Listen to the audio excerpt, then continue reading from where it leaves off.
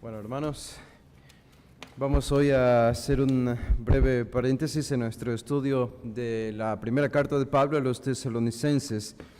El título de hoy era una incógnita porque no estaba seguro qué título ponerle, pero vamos a hablar sobre un evento que ustedes, estoy seguro, conocen muy bien, lo han leído más de una vez y este es un evento histórico que aparece en el Antiguo Testamento, pero creo que su significado no necesariamente ha sido claro para todos nosotros, al menos si lo vemos desde una perspectiva algo diferente.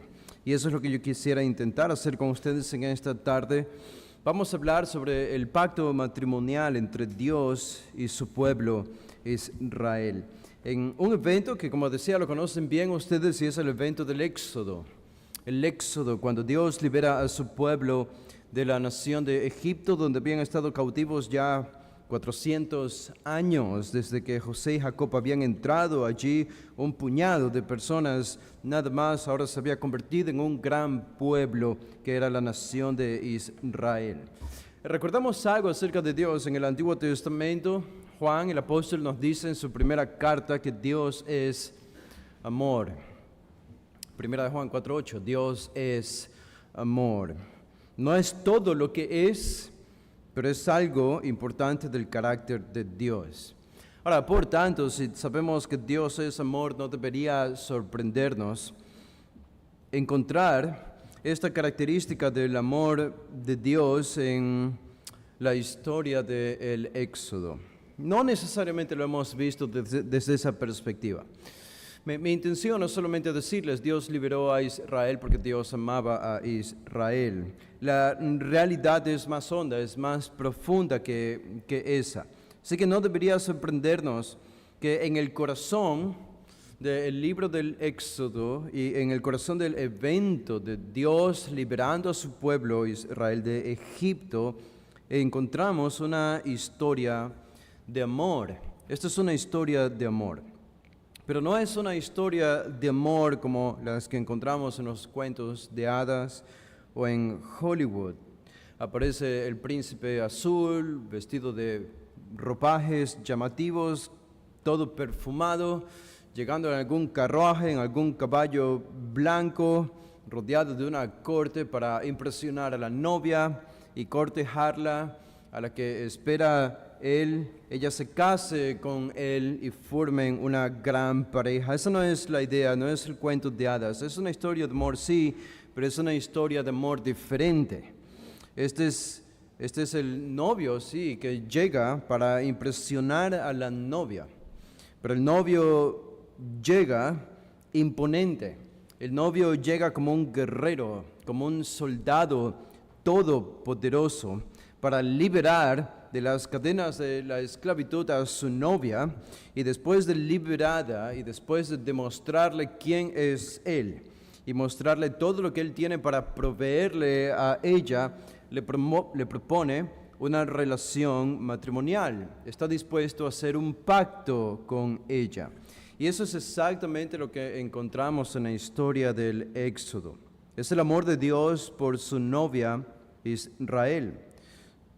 Nosotros que somos cristianos del Nuevo Testamento estamos familiarizados con la categoría de la iglesia como la novia de Cristo, ¿verdad? Pablo enseña esto y es verdad, es bíblico, pero a menudo hemos olvidado que antes de que el Nuevo Testamento existiera, Dios ya, el Antiguo Testamento, llamaba a Israel, antes que la iglesia, a Israel como la novia de Dios. Y esta es una imagen que se repite en todo el Antiguo Testamento y nosotros hacemos bien en recordar esto y como resultado, como una especie de conexión, nosotros encontramos ya que en el Nuevo Testamento la iglesia también se le llama la novia de Cristo. Pero su amor, el amor de Dios por Israel, en realidad es el hilo conductor, es lo que determina todos los eventos y las facetas y las etapas y los niveles que encuentran en la liberación de Dios de Israel de la esclavitud de Egipto. Y es este amor que desencadena toda una serie de eventos portentosos que encontramos allí. Es como si quisiéramos descubrir cuál es el el motivo que produce todo el evento que conocemos como el Éxodo. ¿Cuál es el motivo detrás del telón que no siempre lo conocemos? Por tanto, la historia del Éxodo gira en torno al tema de Dios como el novio. Dios aparece como un novio, pero como un novio guerrero, como un gran soldado que viene a impresionar y a conquistar a la nación de Israel, a la que Él convierte en su novia y en su futura esposa. No sé si antes habían pensado de esa manera cuando leen el libro de Éxodo, pero creo que Moisés hace alusión a que esta es la imagen con la que deberíamos ver esta historia, y seguramente los profetas confirman esto al utilizar esta imagen de Israel como la novia de Dios.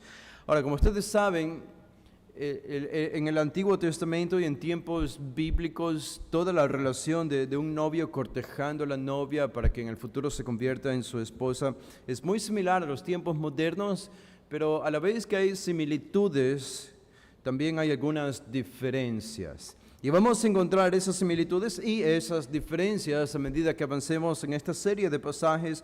Todos están centrados en el libro del Éxodo. Ahora, algo que debemos entender aquí es que todo comienza con un cortejo, ¿verdad? Todo comienza con un cortejo. Y estas referencias aparecen, vamos a ver al cortejo, cuando nosotros vemos cómo Israel se encuentra en Egipto y es llevada desde Egipto en una marcha hacia el monte Sinaí. Básicamente esa es la historia que vamos a cubrir. Hay mucho más que podríamos decir, porque podríamos hablar acerca de cómo la historia continúa desde el monte Sinaí hasta la tierra prometida después de 40 años. Y todo eso forma parte también de lo que nosotros reconoceríamos de una relación de novio y novia, esposo y esposa. Pero por cuestiones de tiempo, obviamente, no podemos abarcarlo todo y vamos a quedarnos en esta referencia, la marcha de Dios y el pueblo de Israel desde Egipto hasta el monte Sinaí. Aquí encontramos este es uno de los eventos más importantes en una ceremonia de compromiso, es el cortejo. Y en el cortejo el hombre obviamente se muestra, o el hombre quiere mostrarse decisivo, quiere mostrarse no dubitante, no temeroso, sino abierto y dispuesto a decirle a la novia qué es lo que él tiene para ella, todo lo que él puede prometerle a ella y puede hacer por ella. Y la manera en la que Dios se presenta aquí a Israel, comenzando el libro de Éxodo, es justamente de esa manera. Dios no se muestra indeciso, sino todo lo contrario. Él es la antítesis de la indecisión. Él no se aparece a Israel, a la que quiere tomar por novia, para hacer una serie de propuestas dubitativas. Bueno, yo puedo hacer esto contigo o no. Podría ser. Una novia no aceptaría algo así y tendría razón. Un novio indeciso. Dios no se presenta de esa manera. Él, a la novia que ama, le va a hacer una serie de proposiciones reales, firmes y claras. Y el Señor fue claro en sus instrucciones cuando Él aparece después de 400 años. Y muchos de estos años ellos habían estado en esclavitud en la nación de Egipto, gran parte en esclavitud. Ahora el Señor levanta a Moisés, comenzando el libro de Éxodo. Dios levanta un profeta que es Moisés, y Dios le dice a Israel, por medio de Moisés les dice esto en el capítulo 6, si van a Éxodo, el capítulo 6, el versículo 6. Éxodo 6:6 dice, por tanto, dirás a los hijos de Israel, yo soy Jehová. Noten que esta es la manera en la que Dios se presenta a Israel, recuerden eso. Yo soy Jehová, y yo os sacaré de debajo de las tareas pesadas de Egipto, y os libraré de su servidumbre, y os redimiré con brazo extendido y con juicios grandes, y os tomaré por mi pueblo, Y seré vuestro Dios, y vosotros sabréis que yo soy Jehová vuestro Dios, que os sacó de debajo de las tareas pesadas de Egipto. Y el 8 dice, y os meteré en la tierra por la cual alcé mi mano, jurando que la daría a Abraham, a Isaac y a Jacob, y yo os la daré por heredad, yo Jehová. ¿Cómo comienza esta porción de 3 versículos con la mención yo soy Jehová? ¿Y cómo termina en el versículo 8? Yo Jehová. Dios aparece con este nombre, Yahweh. Yo soy el que soy, que enfatiza su soberanía, su preexistencia, su control sobre todas las cosas. Y Él se presenta a Israel con esta proposición. Esta es una proposición. Dios está proponiendo una relación a Israel. Y está proponiendo cosas claras, al menos 3 cosas allí, o 3 promesas podrían decir. En primer lugar, en el versículo 6, Él promete liberarlos de la esclavitud. Esta es su propuesta. Yo les prometo liberarlos de su esclavitud. En el versículo 7, yo les prometo hacerlos míos. Ustedes serán míos. Claro, si los libro de Egipto, Egipto tenía sus dioses y tenía su rey, que era el faraón. Ahora, si ellos son librados de todo esto, bueno, ¿a quién irían? ¿A quién pertenecerían? ¿A qué Dios adorarían? Necesitarían un sentido de identificación, un Dios a quien adorar, una nación, una tierra donde adorar y a quien pertenecer, un rey que los gobernara. Bueno, y Dios les promete esto, no solo los voy a librar, los voy a dejar solos, en el 7 yo los voy a hacer míos. Yo seré vuestro Dios, los tomaré por mi pueblo. Versículo 7. Esa es la segunda promesa. Y la tercera que les hace en el versículo 8 es, yo les daré la tierra, una tierra. Yo les daré una tierra, la que yo prometí a Abraham, Isaac y Jacob. En el versículo 8, os meteré en la tierra, la que prometí a Abraham. Así que allí encontramos 3 promesas. ¿Qué son estas promesas? Es la proposición. Dios está proponiendo. Dios está declarándose a la nación de Israel. Y son 3 promesas muy claras, directas. No hay indecisión aquí. Él es la antítesis de la indecisión. Todo es directo.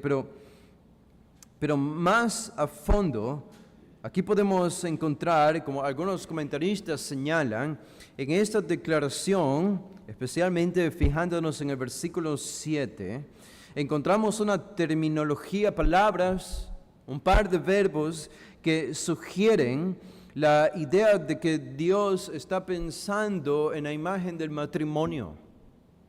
Y es justamente en este versículo 7 de donde extraemos esta idea, en el verbo y os tomaré. Ese verbo, tomaré. Ese es el verbo lakaj en hebreo y se usa para el matrimonio. Se usa para el matrimonio con vasta frecuencia en el Antiguo Testamento. Tenemos a Abraham cuando dice Génesis 11:29, no tienen que ir allí, pero en Génesis 11:29 dice, y tomaron a Abraham y Nacor para sí mujeres. Notan, y tomaron, lakaj, es el mismo verbo que aparece aquí en el versículo 7, y os tomaré por mi pueblo. Isaac, se dice en Génesis 24:67, dice Isaac tomó a Rebeca por mujer. Tomó, lakaj. Es la misma. Esaú también se dice de Esaú en Génesis 36:2, Esaú tomó sus mujeres de las hijas de Canaán. Significa que se casó con ellas. Es el mismo verbo, es la misma palabra. Por tanto, la intención de Dios es clara aquí. Cuando Él le dice a Israel, esta es la primera vez que Él le habla a Israel, a la nación, por medio de Moisés. Es la primera vez. Y lo primero que les dice es esto, en el versículo 7, yo los tomaré por mi pueblo. ¿Qué habrían pensado ellos? Bueno, esto es matrimonio, es una relación matrimonial. Esto va en serio. Y es en esta imagen en la que está pensando Dios y los israelitas debieron haber pensado en esto también cuando Dios se declaró con esta palabra. Así que de nuevo decimos, su intención es clara. No hay confusión aquí, esto es un cortejo. Es un cortejo. No para una relación temporal que podría terminar en cualquier momento si las cosas no funcionaban, sino para una relación permanente, una relación de Dios entre su pueblo. Él literalmente está apartando a Israel de entre todas las naciones para que sea su nación, su especial tesoro, un pueblo único y exclusivo, no porque era superior a otros, sino porque es el pueblo donde Dios ha puesto su corazón y sus ojos. Él ha elegido a Israel de entre todas las naciones. Así que aquí en este capítulo 6 de Éxodo encontramos cómo Dios se presenta, se propone a Israel, y este es el cortejo. Dios está cortejando a la nación de Israel. Ahora, había un problema, sin embargo. Había un problema. Israel ya tenía dueño. Israel ya tenía dueño. Y ese dueño era Egipto y el faraón. Por lo tanto, Dios no podía simplemente decir esto a Israel, seguir a su novio en esta nueva relación, porque Israel ya se encontraba en otra relación, y era con Egipto. Así que lo que vamos a encontrar aquí es una lucha ahora. Si Dios quiere conquistar a Israel y hacerla suya, primero tiene que luchar por ella. Y tiene que luchar con su competencia. Dios aquí tiene una competencia. ¿Y cuál es la competencia? Egipto, Faraón y los dioses de Egipto. Los dioses de Egipto. Y sería una pelea, no una pelea cualquiera, no una pelea imaginaria o simbólica. Esta sería una pelea a muerte. Una pelea a muerte. Porque adivinen que el dueño de Egipto no le iba a querer dejar ir por nada. Por nada. Porque Egipto decía, Israel me pertenece a mí, y es solo mía, y no voy a permitir que nadie se la lleve. Bueno, del otro lado está Dios, que está diciendo exactamente lo mismo que Egipto. Israel ahora es mía, y no voy a permitir que pertenezca a nadie más, sino solo a mí. Bueno, eso nos lleva entonces a un enfrentamiento, una lucha, una pelea, una batalla entre Dios y Egipto. Es una pelea a muerte. Noten el capítulo 7, el versículo 2, dice así.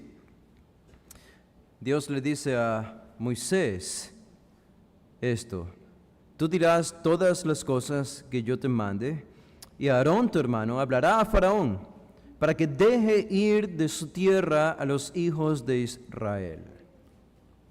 Dice versículo 3, y yo endureceré el corazón de Faraón y multiplicaré en la tierra de Egipto mis señales y mis maravillas.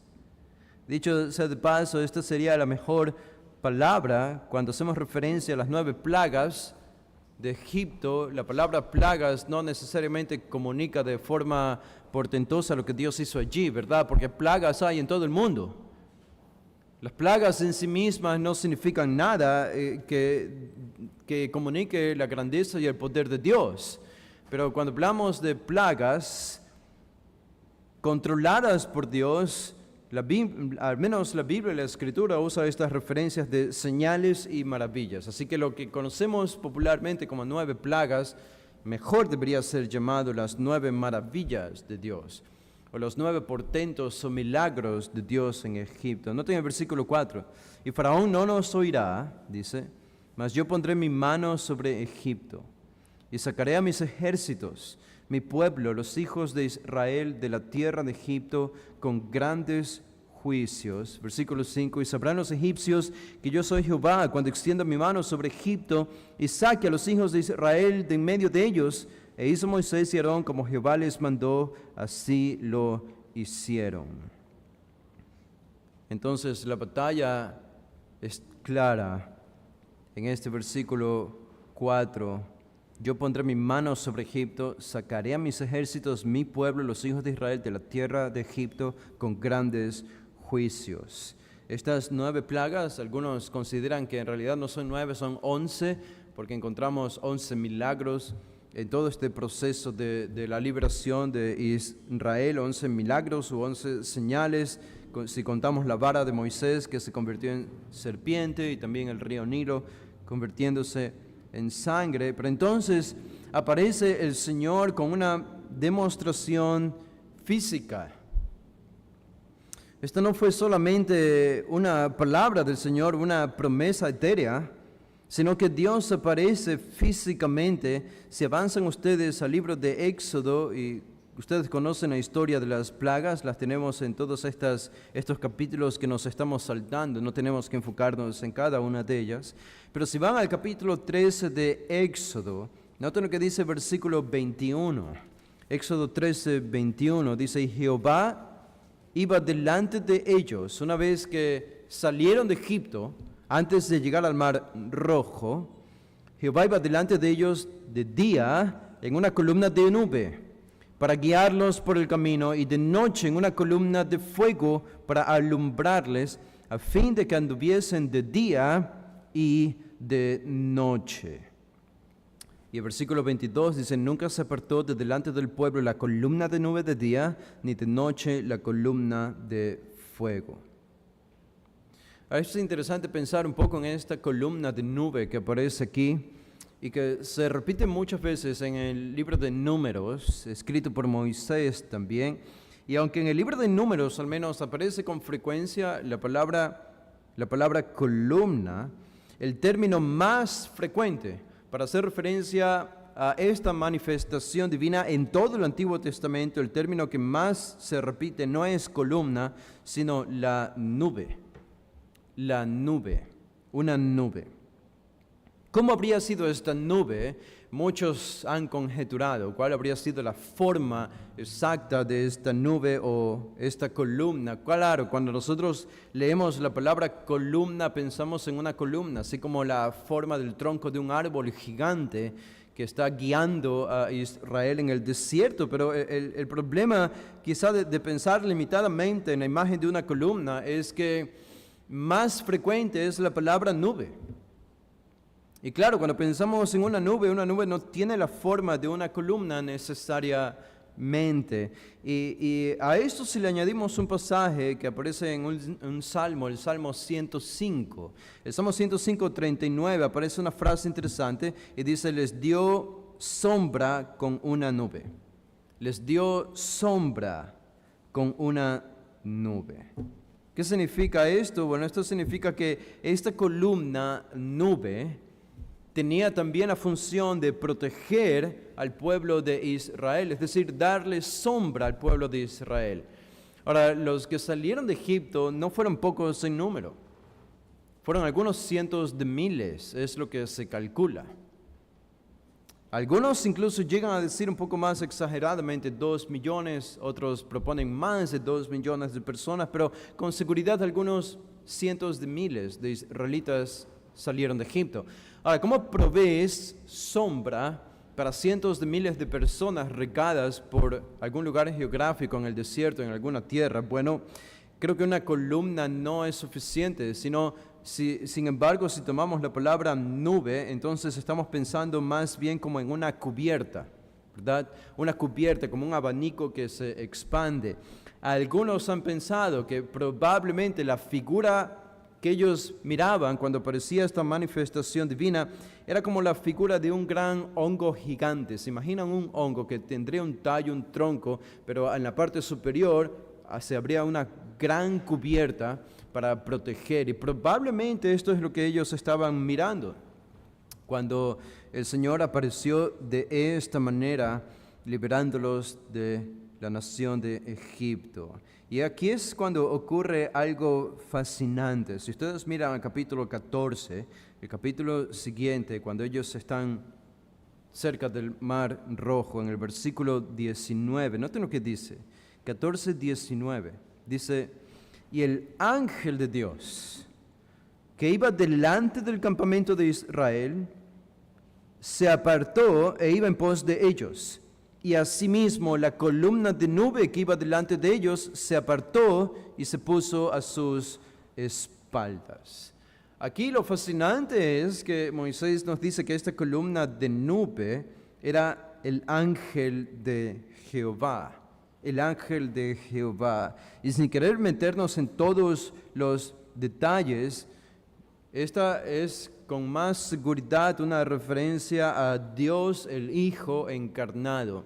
Es una mezcla, reuniendo todos estos pasajes de una nube, una columna, nube, columna, ángel, pero es el ángel de Jehová, no un ángel cualquiera, y es más comúnmente referido como el Hijo de Dios antes de su encarnación, antes de su venida a la tierra. Ahora, ¿cuál habría sido el propósito de esta nube?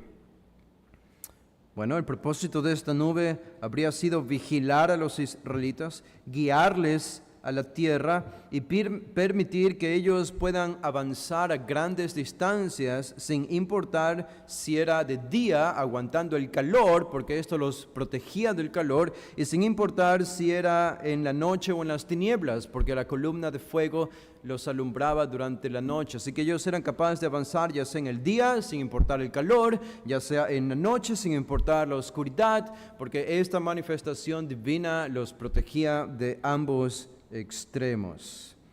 Y lo que tenemos aquí entonces es que nosotros solo podemos imaginar lo que los israelitas habrían estado viendo. Qué asombroso lo que estaba delante de sus ojos. Esto sucedió por alrededor de 3 meses. Mientras salían de Egipto hasta llegar al monte Sinaí, alrededor de 3 meses, mirando esta gran manifestación de Dios. Ahora, hay que decir algo, sin embargo. Ellos, a pesar de todo lo que estaban viendo y lo que Dios les estaba mostrando, ellos se llenaron de miedo y de temor. ¿Por qué? Porque se vieron acorralados. En el capítulo 14, estaba el mar Rojo a un lado, el límite donde habían llegado, y por el otro lado venía el ejército más poderoso del mundo, entonces conocido, que era el ejército egipcio. Más o menos como el miedo con el que ahorita deberían estar los dirigentes de Venezuela al tener al ejército más poderoso del mundo justo en las afueras de sus fronteras, en el mar Caribe. No tengan duda que están llenos de miedo a pesar de lo que dicen públicamente.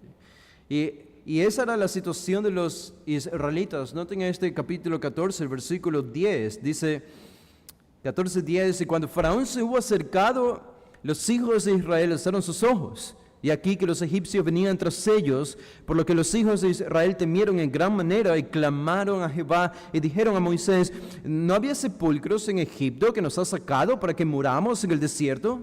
¿Por qué has hecho así con nosotros, que nos has sacado de Egipto? ¿No es esto lo que te hablamos en Egipto, diciendo: déjanos servir a los egipcios? Porque mejor nos fuera servir a los egipcios que morir nosotros en el desierto. Y versículo 13, y Moisés dijo al pueblo: no temáis, no temáis.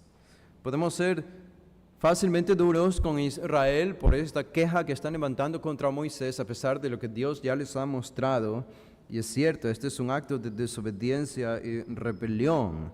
Pero probablemente tú y yo no habríamos reaccionado diferente si hubiésemos estado en las sandalias del pueblo al ver que viene el ejército más poderoso del mundo con toda su furia y con toda su ira, no solamente para robarse el botín de los israelitas o robar sus pertenencias o secuestrar a algunos de ellos. No. Los israelitas sabían muy bien que el único propósito de Egipto para venir con todo su ejército era matarlos a todos, a cada uno de ellos, aplastarlos y desaparecerlos. Entonces el temor. Pero al temor de los israelitas, las palabras de Moisés en el versículo 13, no temáis, estad firmes y ved la salvación que Jehová hará hoy con vosotros, porque los egipcios que hoy habéis visto, nunca más para siempre los veréis. Y Dios permitió, ¿verdad? Es lo que tenemos que pensar y concluir de un evento como este, que Dios permitió que intencionalmente Él hizo que los israelitas sean acorralados geográficamente. ¿Para qué? Para mostrarles a los israelitas su capacidad y su cuidado o su esmero en cuidar a su novia en un momento de tan gran peligro. Incluso Él está tan capacitado y tan dispuesto por su amor a cuidar a su querido Israel, incluso si eso significaba partir el mar en dos. Algo extremo, ¿verdad? Pero incluso si él tendría que hacer eso, lo haría por salvar a su pueblo y demostrarles quién es él, para atraer a Israel hacia él. El compromiso del Señor con Israel era mucho más que palabras, eran acciones, y lo está por hacer de la manera más extravagante posible.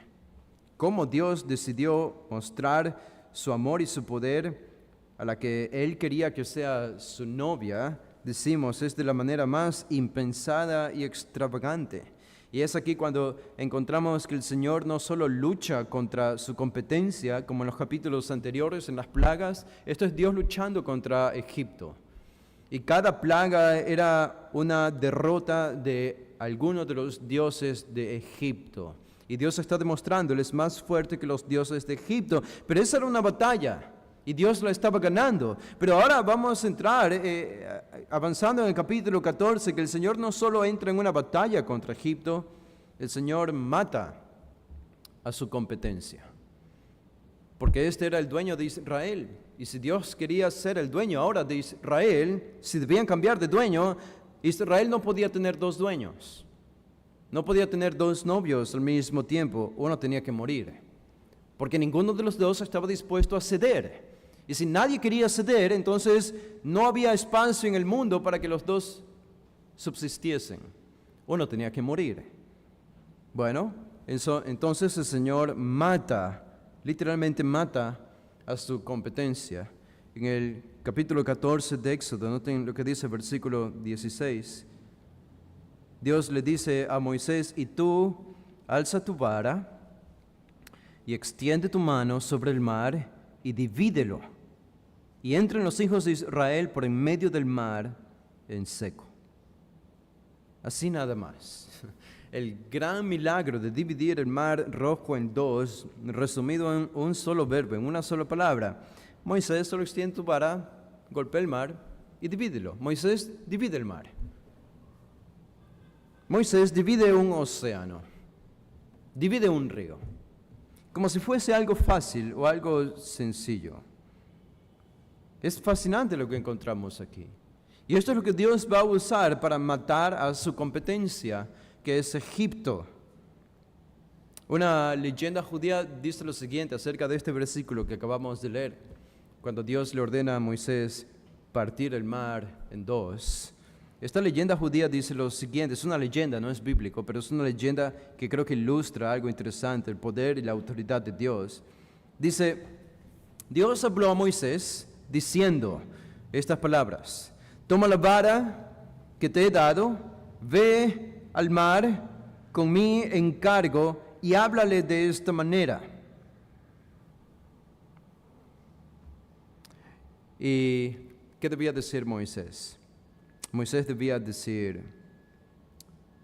yo soy el mensajero, hablándole al mar, yo soy el mensajero enviado por el Creador del mundo. Ahora abre tus caminos, oh mar, para mis hijos, para que pasen por en medio de ti en tierra seca. Estas debían ser las palabras de Moisés. Y Moisés habló al mar como Dios le había ordenado. Pero el mar, le respondió a Moisés y le dijo lo siguiente. Le dijo, no haré caso a tus palabras, pues tú solo eres un hombre nacido de mujer. Y además, yo, el mar, soy 3 días más viejo que tú, oh hombre, porque yo nací en el 3er día de la creación, mas tú naciste en el 6º. Moisés no perdió tiempo cuando escuchó esto, así que regresó y se lo contó a Dios. Se lo comunicó a Dios, todas las palabras que el mar había dicho. Y el Señor le dijo a Moisés, ¿qué hace un amo con un siervo rebelde? Y Moisés respondió, bueno, lo golpea con una vara. Dijo Moisés, y Dios le ordenó, hazlo así. Levanta tu vara, extiende tu mano sobre el mar y divídelo. Y esto es exactamente lo que Moisés hizo. Creo que esto comunica la autoridad de Dios, ¿verdad?, sobre el mar y sobre toda la creación. Noten lo que dice el versículo 21. En Éxodo 14, versículo 21, dice: y extendió Moisés su mano sobre el mar, e hizo Jehová que el mar se retirase por recio viento oriental toda aquella noche. Y volvió el mar en seco, y las aguas quedaron divididas. Entonces los hijos de Israel entraron por en medio del mar en seco, teniendo las aguas como muro a su derecha y a su izquierda. Y siguiéndolos los egipcios, entraron tras ellos hasta la mitad del mar, toda la caballería de Faraón, sus carros y su gente de a caballo. Aconteció a la vigilia de la mañana que Jehová miró el campamento de los egipcios desde la columna de fuego y nube, y trastornó el campamento de los egipcios. Y ustedes recuerdan lo que sucedió allí. Los egipcios, es interesante que los egipcios sabían que todo esto, toda esta manifestación sobrenatural delante de sus narices era nada más y nada menos que el Dios de Israel, que era Dios quien estaba luchando por su pueblo. Noten el versículo 25, dice: y quitó las ruedas de sus carros y los trastornó gravemente. Entonces los egipcios dijeron, huyamos de delante de Israel. ¿Por qué?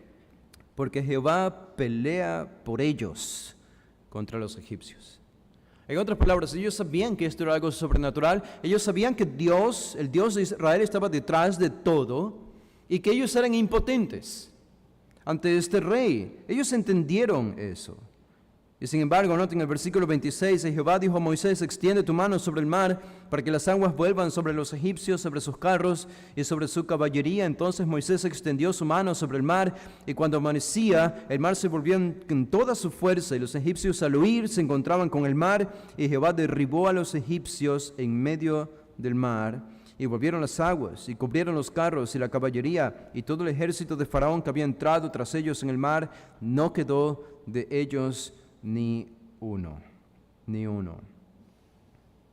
Mientras que los hijos de Israel avanzaron por en seco, y dice el 30, así salvó Jehová aquel día a Israel de manos de los egipcios. E Israel vio a los egipcios muertos a la orilla del mar, y vio Israel aquel grande hecho que Jehová ejecutó contra los egipcios, y el pueblo temió a Jehová, y creyeron a Jehová y a Moisés su siervo.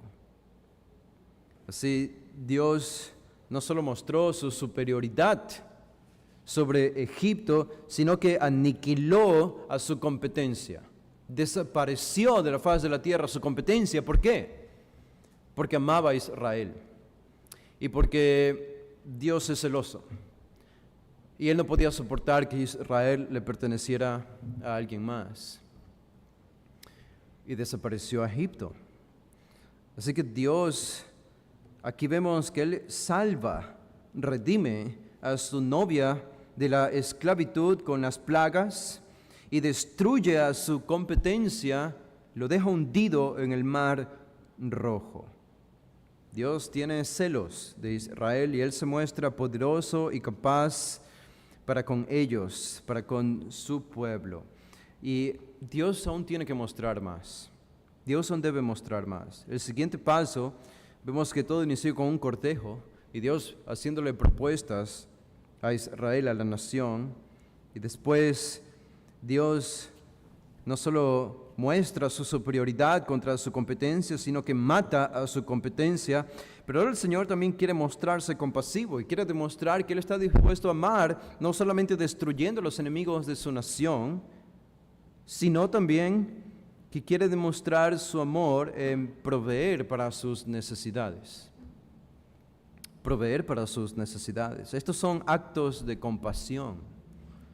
Y en todo esto Dios está mostrando algo diferente al pueblo de Israel. ¿Para qué? Para atraer a Israel hacia Él. En el capítulo 16 de Éxodo, estos dos eventos los vamos a ver rápidamente. En el capítulo 16 de Éxodo, dice el versículo 11. Ustedes recuerdan bien esta historia.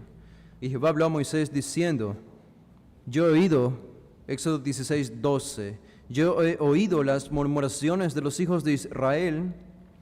Háblales, diciendo: al caer la tarde comeréis carne, y por la mañana os saciaréis de pan. Ustedes se acuerdan el contexto. Ellos habían avanzado en el camino del desierto y no tenían que comer y se quejaron.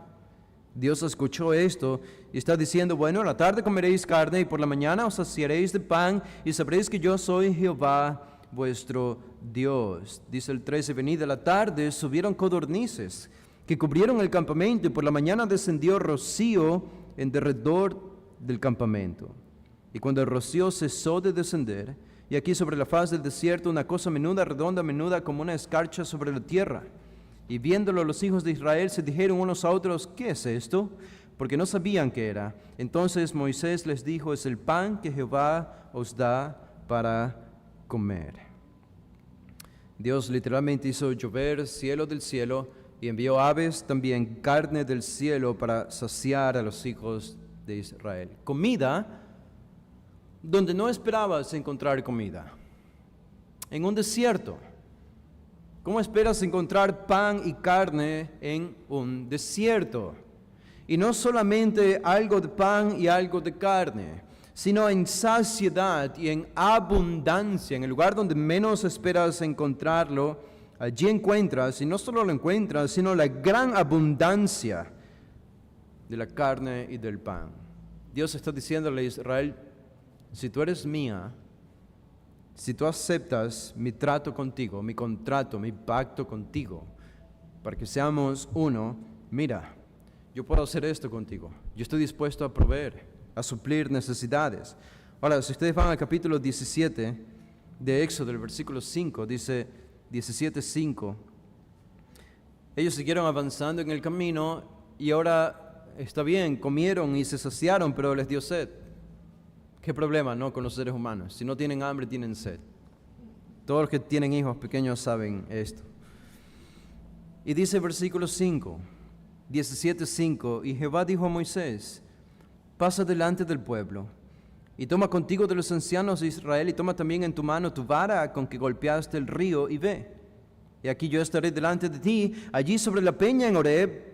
Ellos se habían quejado por falta de agua. Dice, y golpearás la peña, una roca, y saldrán de ella aguas, y beberá el pueblo. Y Moisés lo hizo así en presencia de los ancianos de Israel. De estar desprovistos de todo en el desierto, ahora de pronto se vieron en medio de la abundancia de todas las cosas que ellos necesitaban, y se encontraron con estas cosas de manera espontánea y abundante. El cielo derramando pan y carne como condimento a ese pan, por medio de las codornices del aire. El agua amarga se endulzó y se convirtió en agua potable. Ustedes saben todo el proceso necesario, las máquinas y la tecnología que es necesaria para que nosotros podamos beber agua potable en estos días o tener agua potable en casas. Dios lo hizo de una roca, de un mineral muerto y sin vida. Extrajo no solo cualquier agua, sino agua potable, agua para beber, agua limpia, agua purificada, perfectamente limpia. La roca, alguien decía esto, la roca escarpada vertió manantiales de agua dulce. De una roca seca salieron manantiales de agua dulce. De esta manera, ¿qué estaba haciendo Dios con Israel? ¿Qué estaba diciéndoles Dios con Israel? Dios está diciendo, mírenme a mí, no miren a Egipto. Yo puedo darles algo mejor que lo que les dio Egipto. Ya no tienen que codiciar, ya no tienen que desear, ya no tienen que mirar hacia atrás al río Nilo para beber algo de agua. Yo puedo extraer agua de una roca y mejor que el agua del Nilo. Dios les demuestra que Él los quiere, que Él los ama y que Él puede proveerles, puede cuidarlos, donde sea que ellos estén, donde sea que ellos vayan. Él puede cuidarlos si ellos aceptan el trato como nación de convertirse en la novia de Dios. Esto es lo que Dios está haciendo y mostrándoles aquí. Y eso nos lleva entonces, ahora que Dios está mostrando todas estas cosas, este es un gran cortejo, ¿verdad? Todo esto es un cortejo. Pero esto nos lleva finalmente a la propuesta. Ahora Dios se propone finalmente. Es una propuesta ya de matrimonio. En el capítulo 19 de Éxodo, no vamos a leer esto, pero solo vean la referencia allí en el capítulo 19 del Éxodo, cómo empieza todo este gran capítulo 19 de Éxodo. Dice en el versículo 1, en el mes tercero de la salida de los hijos de Israel de la tierra de Egipto, en el mismo día llegaron al desierto de Sinaí. Habían salido de Refidim y llegaron al desierto de Sinaí y acamparon en el desierto, y acampó allí Israel delante del monte. Este es el monte Sinaí. Dios entonces los lleva de Egipto al monte Sinaí. Esto es estratégico, no es arbitrario, es estratégico, porque es en el monte Sinaí donde Dios finalmente va a proponer matrimonio a su pueblo Israel. Y están allí, la instrucción geográfica la tenemos en estos dos primeros versículos. Ahora noten el versículo 5, dice el 5, ahora pues, si diereis oído a mi voz y guardareis mi pacto, vosotros seréis mi especial tesoro sobre todos los pueblos, porque mía es toda la tierra. Ustedes van a ser especiales porque yo los elegí. Si aceptan mi trato, si aceptan el pacto, van a ser míos. No solo míos, van a ser tan importantes para mí que se usa esta frase de mi especial tesoro. Dios diciéndole esto a un grupo de personas, es increíble. El versículo 6 añade, dice, y vosotros me seréis un reino de sacerdotes. Ahora, noten esas dos palabras allí, reino de sacerdotes, es muy importante para entender la función de Israel y por qué Dios llamó a Israel y lo eligió. La palabra sacerdotes comunica la idea de que Dios amó al mundo, nos dice Juan 3, Dios amó al mundo, Dios ama al mundo. Eso significa que Dios ama a todas las naciones del mundo. Algunos piensan, bueno, en el Antiguo Testamento Dios solo amaba a Israel, porque Dios solo eligió y liberó a Israel, a ninguna otra nación. Es incorrecto. Esta palabra sacerdotes nos comunica que Dios llamó a Israel para que Israel, por medio de esta nación, Dios pudiese llegar a otras naciones. El sacerdote era el hombre que representaba a Dios ante el pueblo. Era la conexión entre Dios y los hombres. Israel debía ser la conexión entre las naciones paganas y Dios. Y Dios les dice aquí, ustedes serán un reino de sacerdotes. Esa palabra, por tanto, sacerdotes, implica que Dios amaba a las naciones paganas también. Pero la otra palabra que aparece allí es reino. No solo fueron llamados a ser sacerdotes, sino un reino. ¿Qué significa esto? Que Dios está dispuesto a iniciar un reinado, una teocracia donde Él sería el rey. Y mediado aquí en la tierra por medio de Israel. ¿Qué es esto? Esto nos introduce a toda la idea de Génesis 1, 2, Génesis 3, cuando Dios crea un reino y le da al hombre ser el rey de la tierra, y el reino se pierde por el pecado de Adán y Eva en Génesis 3, y Dios se dispone a recuperar este reino perdido y comienza a recuperarlo haciéndole una promesa a Abraham. Y ahora, con estas palabras a Israel, Dios retoma este tema del reino. Dice, ok, es por medio de esta nación que yo voy a reinar sobre la tierra en un futuro. Pero todo va a comenzar paso a paso por medio de mi nación, Israel. Así que, por esto sabemos, de esta nación nacería un rey. De esta nación tendría que nacer un rey para reinar sobre Israel y sobre el mundo. Dice este versículo 6, está importante, un reino de sacerdotes y gente santa, gente apartada para Dios. Estas son las palabras que dirás a los hijos de Israel. Ahora, ¿qué hizo Israel? Esta es la propuesta de Dios. Esta es la propuesta. ¿Y cómo hace esta propuesta? Esta propuesta no viene en un vacío. Esta propuesta viene de la manera más evidente posible, porque no es cualquier propuesta, es una propuesta matrimonial. Y por tanto, la manera en la que Dios se manifiesta a su pueblo es personal, es muy personal. Dios ordena al pueblo primero santificarse y eso es lo que vamos a encontrar aquí. Pero antes de esto, ¿qué dice el pueblo? ¿Acepta o no acepta? Bueno, versículo 7 dice, entonces vino Moisés y llamó a los ancianos del pueblo y expuso en presencia de ellos todas estas palabras que Jehová le había mandado. ¿Y qué dijo el pueblo? Versículo 8, todo el pueblo respondió a una y dijeron, todo lo que Jehová ha dicho, haremos. Es decir, la respuesta fue sí, afirmativa. Y Moisés refirió a Jehová las palabras del pueblo. Así que las dos partes se están poniendo de acuerdo. Dios propone, Israel acepta. Y ahora entramos a la última parte y con esto cerramos esta tarde, que esta propuesta nos lleva al pacto matrimonial que fue realizado en el Sinaí. Ustedes saben lo que nosotros no tenemos ahora, no es común en nuestro tiempo, en nuestra cultura, pero en los tiempos bíblicos, cada vez que hablamos sobre el nacimiento de Jesús y la relación entre José y María, hablamos de esta categoría que existía en los tiempos bíblicos, que era el desposorio. El desposorio era una especie de relación prematrimonial entre el novio y la novia. No estaban casados todavía, no eran considerados su matrimonio, no vivían juntos todavía, pero eran considerados como un desposorio. ¿Qué significaba eso? Bueno, en todo ese tiempo el novio debía demostrar a la novia que era capaz de amarla, de cuidarla y de proveer todas sus necesidades. El desposorio, aunque no era un matrimonio, ya era un contrato y se consideraba un contrato en sí mismo. Así que era algo importante. Y lo que vamos a encontrar aquí es justamente esto, es la referencia a un desposorio. Este es el retrato de una ceremonia matrimonial. ¿Cómo eran las ceremonias matrimoniales en Israel?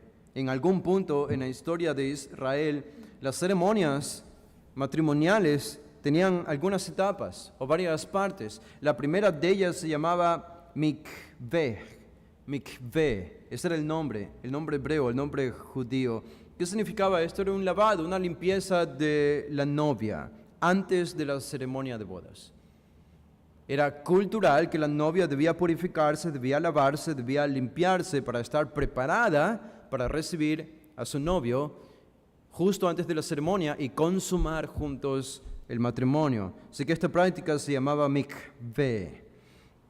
Ahora, ¿qué tenemos en Éxodo 19, 10 al 15? Noten ustedes. Y Jehová dijo a Moisés, ve al pueblo y santifícalos hoy y mañana y laven sus vestidos y estén preparados para el día tercero, porque al tercer día Jehová descenderá a ojos de todo el pueblo sobre el monte de Sinaí. Y señalarás término al pueblo en derredor, diciendo, guardaos, no subáis al monte, ni toquéis sus límites. Cualquiera que tocar el monte de seguro morirá, no lo tocará mano, porque será apedreado o aseteado, sea animal o sea hombre, no vivirá. Cuando suene largamente la bocina, subirán al monte. Y descendió Moisés del monte el pueblo, y santificó al pueblo, y lavaron sus vestidos, y dijo al pueblo, estad preparados para el tercer día, no toquéis mujer. ¿Qué tenemos aquí? Es la mikveh, es la preparación de la novia para recibir a su novio antes de consumar la boda matrimonial, antes de la ceremonia. Ahora, era la costumbre judía también en un matrimonio la lectura de la ketubá, Esta era una especie de contrato, era una especie de más o menos lo que hoy llamaríamos votos, el pronunciamiento, la lectura pública de votos. Eran como obligaciones de ambas partes, del novio y la novia, de la novia hacia el novio. Y si aquí nos saltamos un poco, lo que tenemos en realidad es justamente eso también no en este capítulo, sino en el siguiente capítulo, en el capítulo 20, ¿qué es lo que tenemos? Los 10 mandamientos. Los 10 mandamientos. Estos son como los votos, es la declaración, las obligaciones que en este caso Israel como novia debía cumplir. Ahora, había otra cosa más en las obligaciones o prácticas matrimoniales, y era una práctica que era llamada en el hebreo, la palabra hebrea era chupaj. Esta palabra no era tanto una referencia a una práctica en la boda ceremonial, sino que es una referencia más bien a una estructura, a una edificación, a una cubierta por encima de los novios que los protegía o los cubría mientras ellos declaraban sus obligaciones durante la boda matrimonial. Ahora, de manera muy interesante, lo que tenemos, noten lo que dice el versículo 16, Éxodo 19, 16. Dice, aconteció que al tercer día, cuando vino la mañana, vinieron truenos y relámpagos, y espesa nube sobre el monte, y sonido de bocina muy fuerte, y se estremeció todo el pueblo que estaba en el campamento. Dice, y Moisés sacó del campamento al pueblo para recibir a Dios, y se detuvieron al pie del monte. Todo el monte Sinaí humeaba porque Jehová había descendido sobre él en fuego, y el humo subía como el humo de un horno, y todo el monte se estremecía en gran manera. El sonido de la bocina iba aumentando en extremo. Moisés hablaba y Dios le respondía con voz tronante, y descendió Jehová sobre el monte Sinaí. A esa declaración, hermanos, es tan importante, porque no aparece en ninguna otra ocasión en la Biblia que Dios haya descendido personalmente, y lo hizo sobre el monte Sinaí. Dice, sobre la cumbre del monte, y llamó Jehová a Moisés a la cumbre del monte, y Moisés subió. Esto no es solamente una manifestación de Dios, no solo una teofanía o cristofanía, una aparición divina, no solo un milagro. Dos veces se afirma en este pasaje de lo que hemos leído que Dios descendió en persona al monte Sinaí. Y el reflejo de esto son todos estos eventos cataclísmicos de los que leemos en el versículo 16, relámpagos, truenos, nube espesa, humo, fuego, temblores y terremotos, el sonido de una bocina que iba aumentando y la voz como de truenos. Todo esto, ¿qué significaba? Que Dios literalmente había decidido descender sobre el monte Sinaí. ¿Y qué formó toda esta manifestación, todo este descenso de Dios sobre el monte Sinaí? Ustedes pueden imaginar más o menos figuradamente, no figuradamente, sino literalmente, cómo se habría visto esto con nuestra imaginación. El cielo estaba cubierto de nubes, de fuego, de relámpagos. Y muchos afirman aquí esta es una perfecta referencia a lo que los judíos llamaban en sus bodas como la chupaj, la estructura que cubría a los novios mientras ellos declaraban sus votos o sus obligaciones para entrar a este pacto matrimonial. Muy interesante lo que encontramos aquí. Ahora, ¿qué podemos decir? En Éxodo el capítulo 20, el novio llega. El novio llega. En el 19 se narra el descenso del novio, pero en el capítulo 20 ya el novio se encuentra abajo y comienza a hablar. ¿Y qué es lo que habla? Bueno, ustedes conocen el capítulo 20, solo leo el versículo 1 y 2, dice, y habló todas estas palabras diciendo, habló Dios estas palabras, yo soy Jehová tu Dios, que te saqué de la tierra de Egipto, de casa de servidumbre, y comienza a pronunciar sus obligaciones a Israel. No tendrás dioses ajenos delante de mí, no te harás imagen, etcétera, etcétera. Todas son leyes y mandatos de un Dios celoso. No vas a adorar a otros dioses, solo yo soy tu Dios. Ahora, hasta este pacto matrimonial que es realizado aquí, tiene su culminación con una promesa. Y nosotros estamos bastante familiarizados con las palabras del ministro que ordena u oficia un matrimonio. Siempre aparecen estas palabras hasta el final, hasta que la muerte los separe. Hasta que la muerte los separe. Bueno, eso también lo encontramos aquí. Si van al capítulo 24, al versículo 6, ¿qué hizo Dios? Todavía estando en el monte Sinaí con el pueblo de Israel. edificaron un altar allí. Dice versículo 6, y Moisés tomó la mitad de la sangre y la puso en tazones, esta era sangre de animales, y la puso en tazones y esparció la otra mitad de la sangre sobre el altar. Dice, y tomó el libro del pacto y lo leyó a oídos, este era el pacto ya, las obligaciones, y lo leyó a oídos del pueblo, el cual dijo, haremos todas las cosas que Jehová ha dicho y obedeceremos.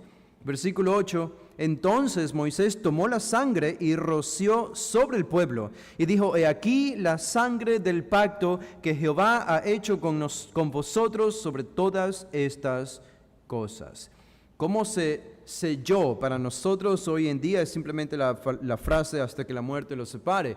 En ese tiempo era literalmente la sangre esparcida sobre la parte que debía cumplir su compromiso, su obligación. ¿Y qué significaba? ¿Qué implicaba la sangre de animales rociada sobre el pueblo? Es lo mismo que encontramos en Génesis 15, cuando se parten los animales y Dios está por en medio. Es lo mismo, es si uno de los dos no cumple con esta parte del trato, del pacto, debe morir.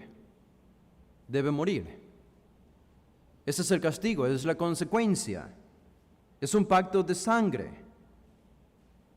Y en efecto es lo que nosotros entendemos como hasta que la muerte los separe. ¿Y cómo continúa esto? Noten cómo continúa, terminando aquí. El capítulo 24, versículo 9, dice, versículo 9, en todas las bodas judías, una vez que se consumaba el matrimonio, terminaba la ceremonia, había comida, bodas. En las bodas habían comida, un banquete, un gran banquete. Dice el versículo 9, y subieron Moisés y Aarón, Nadab y Abiú, y 70 de los ancianos de Israel. Así que noten, esto es solo una representación de toda la nación. Son estos personajes y 70 ancianos de Israel que representaban al pueblo. Dice, ellos subieron al monte Sinaí en esta ocasión. Y versículo 10, y vieron al Dios de Israel. Y había debajo de sus pies como un embaldosado de zafiro semejante al cielo cuando está sereno. Para ellos habría sido que tenían la apariencia de estar parados sobre el cielo. Dice el versículo 11 más, no extendió su mano sobre los príncipes de los hijos de Israel y vieron a Dios. Y comieron y bebieron. Wow. Este es un banquete. Ellos literalmente están comiendo en el pico del monte Sinaí y ellos solo levantan sus miradas y lo ven a Dios. Están viéndolo a Dios mientras comen. ¿Qué es esto? Es una celebración. Como en las bodas, como en un matrimonio, cuando se festeja y se celebra. Es exactamente lo que están haciendo aquí. Y el versículo 11 dice más, el 11 lo leímos, y el 12, entonces Jehová dijo a Moisés, sube a mí al monte y espera allá, y te daré tablas de piedra y la ley y mandamientos que he escrito para enseñarles. Y así lo hizo Moisés. Ahora, la historia continúa porque no ha terminado. Vemos que esta es una gran celebración y el matrimonio se está consumando aquí. Y Israel entonces se convierte en la novia, en la esposa de Dios, porque Dios la toma para ser su posesión. Y sin embargo Israel va a fallar y va a fracasar y será infiel a Dios, incluso en este mismo evento, mientras Moisés estaba en el monte Sinaí cuando construyeron el becerro de oro. Pero Dios supo perdonar a su nación con la que ya había entrado en un pacto. Y es de aquí en adelante donde Dios muestra su fidelidad.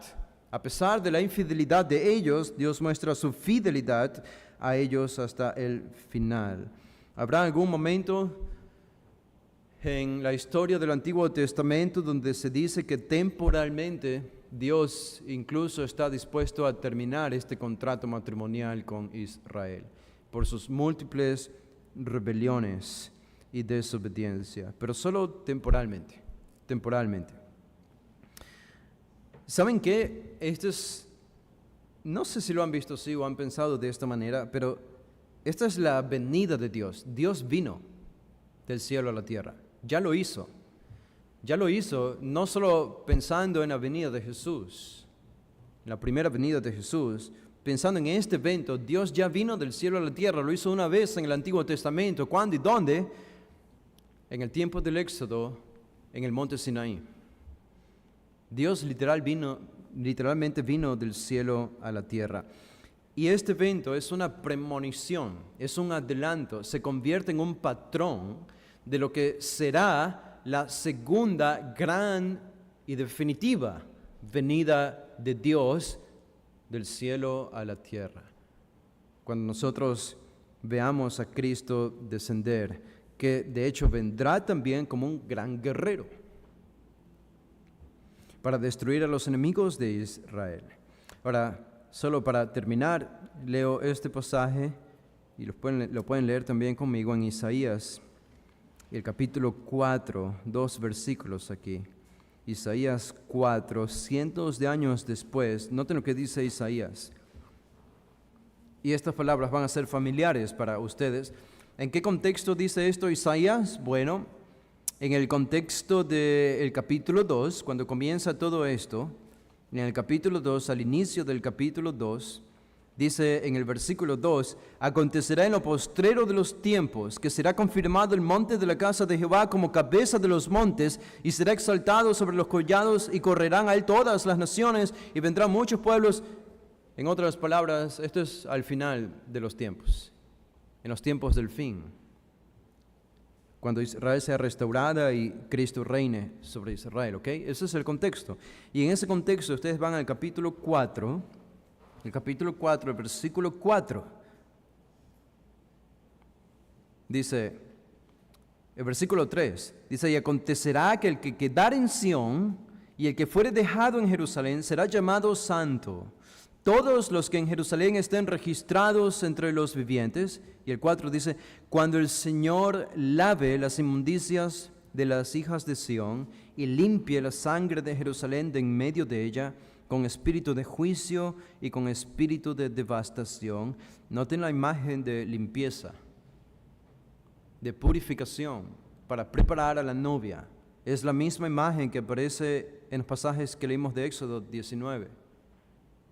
Dios va a limpiar a su nación de nuevo para prepararla. Dice el versículo 5, y creará Jehová sobre toda la morada del monte de Sión y sobre los lugares de sus convocaciones nube. Oh, nosotros conocemos esa nube. Nube y oscuridad de día, y de noche resplandor de fuego que eche llamas, porque sobre toda gloria habrá un dosel. Dosel es una cubierta. Isaías está tomando las imágenes que nosotros acabamos de leer del libro de Éxodo, exactamente las mismas imágenes cuando Dios desciende del cielo sobre el monte Sinaí. Y toma esas imágenes y dice, este es un patrón que se volverá a cumplir en el tiempo del fin, cuando Dios de nuevo regrese a la tierra, descienda, pero ahora sabemos que será en la persona de Cristo, y vemos que tendrá las mismas manifestaciones. Exactamente las mismas manifestaciones, una purificación primero en el versículo 4, y Dios desciende con toda esta manifestación en el 5, un dosel, una cubierta, que es lo que tenemos, hacía el efecto de la nube sobre el pueblo de Israel. Y el versículo 6 dice, y habrá un abrigo para sombra contra el calor del día, para refugio y escondedero contra el turbión y contra el aguacero. Él protegería. Esta es una referencia a la segunda venida de Cristo. Isaías, estos versículos. Es una referencia a la segunda venida de Cristo.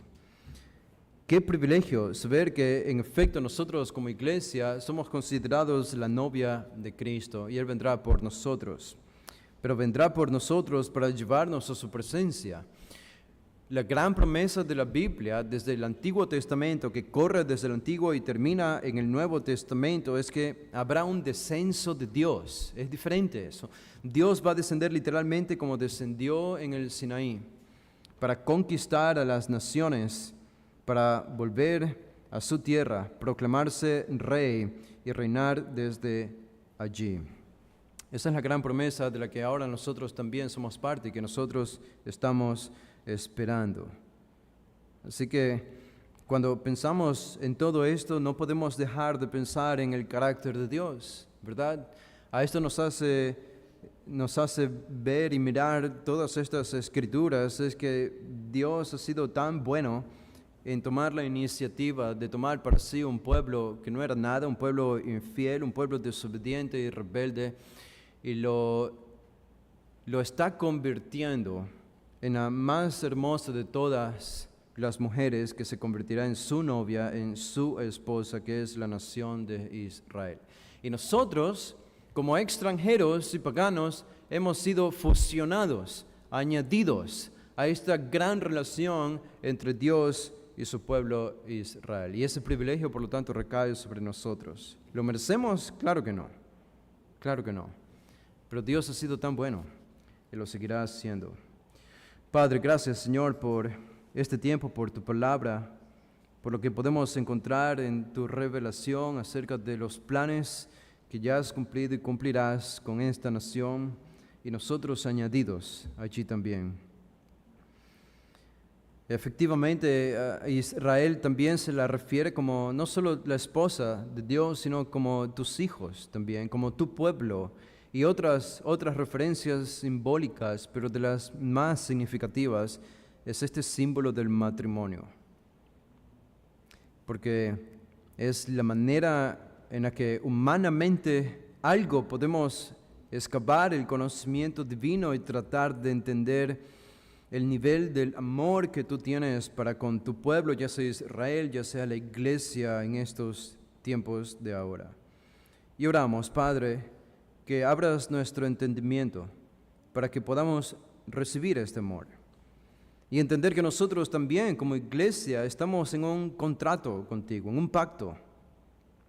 Somos partes, estamos vinculados también a este pacto que tú has hecho, ahora en Cristo, en el nuevo pacto, y que tenemos nuestras obligaciones y nuestros deberes y responsabilidades, y que así como hiciste con Israel, a nosotros también en esos mismos eventos nos has demostrado que puedes proveer en medio del desierto y suplir de las maneras menos esperadas y en los momentos incluso más desesperados, pero lo muestras para ordenar nuestro carácter, para definir el curso de nuestro caminar, para guiar nuestra conducta, para ministrar nuestros motivos y por qué hacemos lo que hacemos. Oramos que todo esté centrado en ti, todo lo que hacemos en ti, en Cristo, por medio de tu iglesia. Oramos y pedimos esto en el nombre de Jesús. Amén.